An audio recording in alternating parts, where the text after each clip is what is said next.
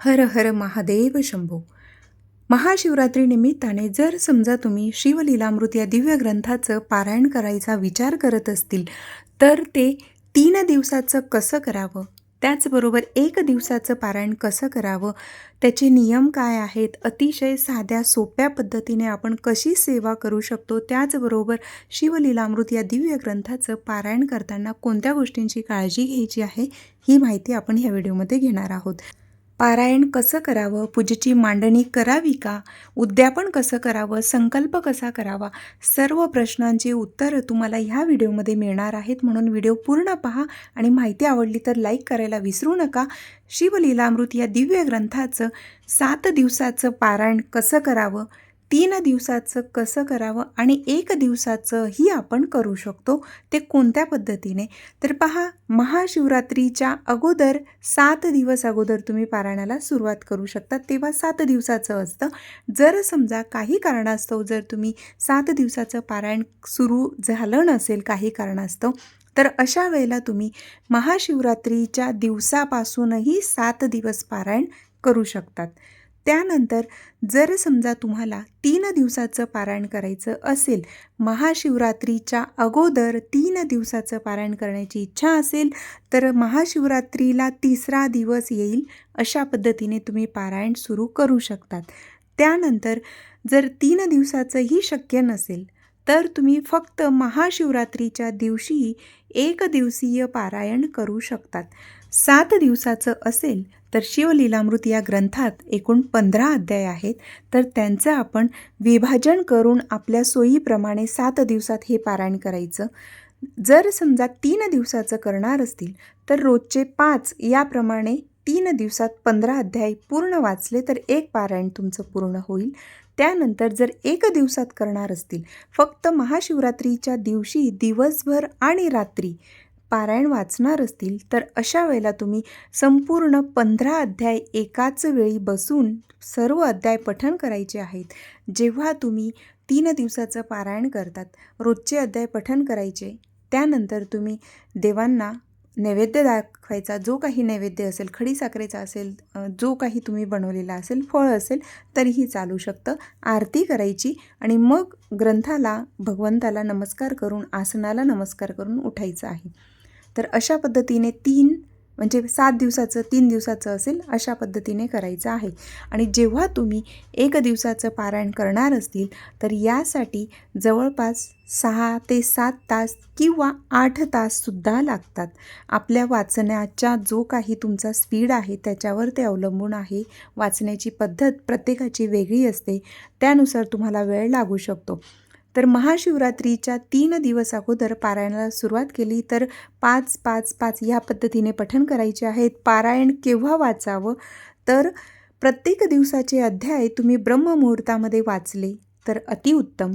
मग ते 3 दिवसाचं असेल किंवा 1 दिवसाचं असेल किंवा 7 दिवसाचं असेल.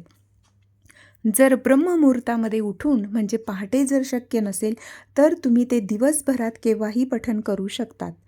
त्यानंतर दिवसा शक्य नाही झालं तर प्रदोष काळात, म्हणजे प्रत्येक दिवसाला प्रदोष काळ असतो. संध्याकाळची 3 सांजेची वेळ म्हणजे प्रदोष काळ असतो. अगदी टाईम टू टाईम बघण्याची आवश्यकता नसते. सूर्यास्ताच्या वेळेला तुम्ही पठण केलं तरीही चालू शकतं. दररोज जे काही 3 दिवसाचं किंवा 7 दिवसाचं असेल किंवा 1 दिवसाचं असेल, तर तुम्ही प्रदोष काळातही हे पठण करू शकतात. किंवा अगदी तुम्ही रात्रीसुद्धा शिवलीलामृत या दिव्य ग्रंथाचं पारायण करू शकतात. फक्त महादेवांचीच असं आहे सेवा की ती आपण रात्री म्हणजे संध्याकाळच्या वेळी आणि रात्रीच्या वेळीसुद्धा करू शकतो. यासाठी नियम कोणते आहेत, तर पहा, जेव्हाही तुम्ही कोणतीही पारायण सेवा भक्ती करतात, तर खूप नियमांमध्ये अडकण्यापेक्षा जे काही महत्त्वाचे 2-3 नियम आहेत तेवढेच फक्त पाळायचे, पण अगदी मनापासून भक्ती करणं महत्त्वाचं असतं. सर्व नियम पाळण्याच्या भानगडीत आपण पडलो तर आपलं भक्तीकडे, सेवेकडे हवं तसं लक्ष जात नाही. सारखं मनात येत असतं की काही चुकलं असेल का, किंवा असंच झालं तसंच झालं, असं मनात आणू नका. म्हणूनच अगदी साध्या पद्धतीने करा, पण फक्त जे 2-3 नियम आहेत तेवढे जरूर पाळा. त्यातला पहिला नियम आहे, पारायण 7 दिवसाचं असो, 3 दिवसाचं की 1 दिवसाचं, तरीसुद्धा ब्रह्मचर्य पालन करायचं आहे. त्यानंतरचा दुसरा नियम, मांसाहार तुम्ही स्वतः तर करणारच नाहीत, जे कोणी पठण करणार असतील ते, पण घरातले व्यक्ती जर करत असतील तर त्यांनासुद्धा तेवढे दिवस पारायणाचा संकल्प पूर्ण होईपर्यंत त्यांनासुद्धा विनंती करायची आहे आणि घरात मांसाहार चुकूनही बनवायचा नाही आहे किंवा कोणाला बनवूनसुद्धा द्यायचा नाही आहे. त्यानंतरचा तिसरा नियम की आपल्याला परान्न घ्यायचं नाही आहे. पर अन्न म्हणजे दुसऱ्याचा घरचं जे काही जेवण असेल, चहा असेल, दूध असेल, कॉफी असेल, जे काही असेल, दुसऱ्याच्या घरचं आपल्याला काहीही खायचं नाही आहे. हा महत्त्वाचा असा तिसरा नियम आहे. आणि त्यानंतरचा चौथा नियम की आपण जेव्हाही पारायण, अनुष्ठान कुठलंही करत असतो तर त्याचा गाजावाजा करू नये, हे लक्षात घ्या. कारण बऱ्याच वेळेला आपण आता पाहतो सोशल मीडियामुळे आपण अगदी पारायणाची, पूजेची मांडणी केली लगेचच आपण अगदी स्टेटसला ठेवतो किंवा इतर सोशल प्लॅटफॉर्म आहेत त्याच्यावर आपण शेअर करतो. लक्षात घ्या, अनुष्ठान, जप, साधना ही आपली गुप्त असावी. आपण ती इतरांना सांगायला हवी. पण मी एवढे पारायण केले, मी रोजचा इतका जप करते, मी एवढे लाख जप करते, मी एवढे कोटी जप करते, इतके अनुष्ठान करते, असं सांगायचं नसतं. पण ज्यांना कोणाला भक्ती मार्गात यावं असं आपल्याला वाटत असेल, आपण त्यांना चांगला मार्ग दाखवणं हे आपलं कर्तव्य आहे. पण त्यात मी एवढी पारायण केली, मी असं करू नये. फक्त ते स्तोत्र असेल, ग्रंथ असेल, पारायण असेल किंवा कुठला मंत्र असेल, ते पठण केल्याने काय होतं आणि जो कोणी संकटात असेल किंवा ज्याला त्या गोष्टीची आवश्यकता असेल तर त्याला आपण ते अगदी मनापासून ती सेवा भक्ती सांगायचीच आहे. पण सारखं मी एवढे पारायण केले किंवा हे केलं ते केलं असं सांगायचं नसतं. भक्ती ही आतला अंतःकरणातला विषय असतो, म्हणूनच ती गुप्त ठेवावी असं माझं स्वतःचं वैयक्तिक मत आहे. प्रत्येकाचे विचार वेगळे असू शकतात, पण फक्त सांगण्याचा उद्देश एवढा की आपण जे काही करतो ते भगवंतापर्यंत पोहोचणं हे महत्त्वाचं आहे. लोकांपर्यंत पोहोचण्यापेक्षा भगवंतापर्यंत ती सेवा पोहोचावी. त्याचबरोबर आपण स्टेटसला किंवा इतर ठिकाणी लगेचच ते व्हिडिओ, फोटो टाकणं म्हणजे चुकीचं आहे. ते तसं नको करायला. जोपर्यंत आपला संकल्प सिद्धीच जात नाही, पारायण वगैरे पूर्ण होत नाही, तोपर्यंत असं करू नये. कारण त्यामुळे आपल्या भक्तीमध्ये अडथळे येत असतात. तर आता काहींना वाटेल किंवा कमेंटही येऊ शकतात की असं काही नसतं, आपण करतो ते इतरांनाही सांगावं. अगदी बरोबर आहे.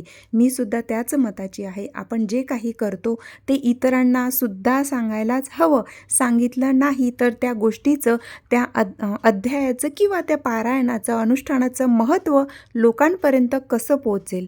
आपण त्याचे माध्यम झालो, ही खूप चांगली गोष्ट आहे. फक्त की एवढी पारायणं केली, एवढे अनुष्ठान करते, इतका जप करते, हे सांगायचं नाही. एवढंच मला सांगायचं आहे. बाकी तुमची इच्छा.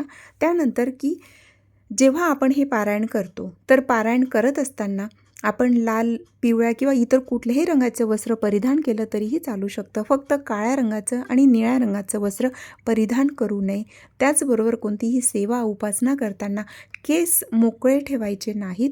फक्त जेव्हा आपण जे नवनाथांचं पारायण करतात तेव्हाच फक्त असं गाठ वगैरे बांधून किंवा आंबाडा बांधत नाही किंवा अशा पद्धतीने असतं. पण इतर वेळेला कोणत्याही पूजेमध्ये केस पूर्णपणे मोकळे सोडून पूजा करायची नसते. अगदी साधे सोपे नियम आहेत, ते आपण पाळायचे आहेत. त्याचबरोबर घरात वादविवाद होणार नाही याची काळजी घ्यायची आहे. त्यानंतर पूजेची मांडणी करावी का? 7 दिवसाचं पारायण करत असतील, जर तुमची इच्छा असेल तर जरूर पाटाची मांडणी करा. नसेल शक्य, घरात लहान बाळ असेल किंवा घरात इतर गोष्टी चालत नसतील तर तुम्ही पाटाची मांडणी नाही केली तरीही चालू शकतं. फक्त देव्हाऱ्यात आपली जी काही देवपूजा झाल्यानंतर देव्हाऱ्यासमोर आसन अंथरायचं, त्यावर आपण बसून तिथे भगवंताच्या समोर दिवा प्रज्वलित असावा. जेवढा वेळ तुम्ही पारायण वाचत आहात अगदी तेवढा वेळ दिवा प्रज्वलित ठेवला तरीही चालू शकतं. आणि शक्य झालं तर मग तुम्ही फक्त देव्हाऱ्यामध्ये अखंड दीप लावला तरीही चालू शकतं. जसं तुम्हाला जमेल त्या पद्धतीने. त्यानंतर संकल्प करणं अतिशय आवश्यक आहे. संकल्प कसा करावा? जर तुम्ही 3 दिवसाचं करत असतील, 7 दिवसाचं असेल किंवा 1 दिवसाचं पारायण असेल, तरीसुद्धा संकल्प करायचाच आहे. तर संकल्प कसा करावा? आपल्या हातात पाणी घ्यायचं, अक्षता घ्यायचा, पुष्प घ्यायचं. तेव्हा आपलं स्वतःचं नाव बोलायचं आहे, पूर्ण नाव बोलायचं. गोत्र माहीत असेल तर गोत्र बोलायचं, माहीत नसेल गोत्र तर कश्यप बोलायचं आणि त्यानंतर ही जे काही अनुष्ठान आहे ते तुम्ही किती दिवसाचं करत आहात, कशासाठी करतायत, तुमच्या मनातील जी काही इच्छा असेल ती बोलायची आहे आणि भगवंताला हे अनुष्ठान, हे पारायण निर्विघ्नपणे पूर्ण करून घ्यावी अशी विनंती करायची आहे आणि तळहातातील पाणी ताम्हाणात सोडायचं आहे. नंतर ते कोणत्याही झाडाला टाकलं तरीही चालू शकतं. महाशिवरात्रीच्या दिवशी फक्त 1 दिवसाचं पारायण करणार असतील तरीही चालू शकतं. त्यानंतर जर समजा तुम्हाला महाशिवरात्रीपासून तुम्ही 3 दिवसाचं पारायण करू शकतात किंवा महाशिवरात्रीपासून तुम्ही 7 दिवसाचं सुद्धा पारायण करू शकतात. महाशिवरात्रीच्या अगोदर केलं तरीही चालतं, महाशिवरात्रीच्या दिवसापासून पुढे तेवढे दिवस केलं तरीही चालू शकतं. तर आता जेव्हा पारायण करत असतील 7 दिवसाचं, 3 किंवा 1 दिवसाचं जे काही असेल, तर तेव्हा उपवास करावा का? लक्षात घ्या, उपवास करण्याची आवश्यकता नसते. पण ज्यांना करायची इच्छा असेल तर ते करू शकतात आणि पारायण वाचताना जे काही रोजचे अध्याय असतात ते पठण करताना आपण जय श्रीराम जेवल्यानंतर लगेचच पठण करू नये. 1 तासानंतर तुम्ही पठण केलं तरीही चालू शकतं.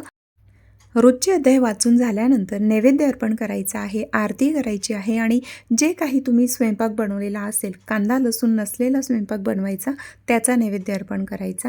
अशा पद्धतीने पूजा करायची आहे. आणि सर्वात महत्त्वाचं, जेव्हा तुम्ही उद्यापन करणार असतील, मग ते 7 दिवसाचं असेल, 3 दिवसाचं किंवा 1 दिवसाचं, जर तुम्ही राहतात त्या ठिकाणी एखादं जोडपं तुम्हाला सहजच मिळत असेल तर त्यांना शिव पार्वती स्वरूप समजून त्यांना जेवणाला बोलवायचं आहे. त्यांचं व्यवस्थित आपण मानसन्मान करायचा आहे. महिला असतील त्यांना हळदी कुंकू द्यायचं आहे, त्यांची ओटी भरायची आहे आणि जे आहेत पुरुष तर त्यांना तुम्ही वस्त्रदान केलं तरीही चालू शकतं. जर हे करणं शक्य नसेल तर तुम्ही राहतात तिथे महादेवांचं मंदिर असेल कुठे जवळपास, तर महादेवांच्या मंदिरात तुम्ही तांदूळ 1.25 किलो तांदूळ, त्यासोबतच एक पांढरं वस्त्र, नारळ, खडीसाखर किंवा पेढे आणि यथाशक्ती दक्षिणासुद्धा तुम्ही तिथे अर्पण करू शकतात. किंवा जे काही अन्नधान्य तुम्हाला शक्य होत असेल ते तुम्ही कोणत्याही मंदिरात दान केलं, महादेवांचं मंदिर जवळ नसेल तर कोणत्याही मंदिरात दान केलं तरीही चालू शकतं. किंवा एखाद्या गरजू व्यक्तीला ते तुम्ही दिलं तरीही चालू शकतं. अशा पद्धतीने करा. अगदी साध्या पद्धतीने आपण करायचं आहे. आणि हे सर्व काहीही शक्य नसेल तर ज्या ठिकाणी भंडारा वगैरे होतो, अन्नदान सेवा अविरतपणे चालू असते, अशा ठिकाणी तुम्ही धनराशी अर्पण केली आणि तिथे सेवेसाठी गेलात तरीही चालू शकतं. अगदी साध्या सोप्या पद्धतीने करायचं आहे. फक्त महाशिवरात्रीच्या दिवशी 1 दिवसाचं पारायण करणार असतील तर पहाटे ब्रह्ममुहूर्तात तुम्ही सुरू करू शकतात किंवा दुपारी सुरुवात केली तर अगदी रात्रीसुद्धा तुम्ही ते पठण करू शकतात. त्याला बराच वेळ लागतो, त्या हिशोबाने तुम्ही पारायण सुरू करायचं आहे. महाशिवरात्रीचं प्रहरचं सुद्धा तेवढंच महत्त्व आहे. तर संध्याकाळी प्रहरची वेळ कोणती आहे ते व्हिडिओ आहेत आपल्या चॅनलवर. तर प्रहर म्हणजे अगदी संध्याकाळपासून जर तुम्ही पारायणाला सुरुवात केली महाशिवरात्रीच्या दिवशी तर तुम्ही अगदी रात्री जेवढा वेळ तुम्ही वाचणार तीसुद्धा एक खूप मोठी सेवा होणार आहे. कारण अगदी प्रहरचा आणि निषिद्ध काळ जो आहे त्याच्यात तुमची सेवा होणार आहे महादेवांची. अशा पद्धतीने सुद्धा तुम्ही करू शकतात. दिवसभर शक्य नसेल तर तुम्ही महाशिवरात्रीच्या दिवशी संध्याकाळी अध्याय पठण करायला सुरुवात केली तरी संपूर्ण रात्रभर तुमची छान अशी सेवा होईल, जागरण होईल आणि महादेवांची भक्ती होईल. कारण ह्या रात्रीचं खूप महत्त्व असतं. महाशिवरात्री म्हणून महादेवांची पूजा रात्रीच्या वेळेला आणि ते सुद्धा प्रहरची जी वेळ आहे 4 प्रहरात तुमची सेवा होणार आहे. अशा पद्धतीने तुम्ही करू शकतात. हर हर महादेव शंभो.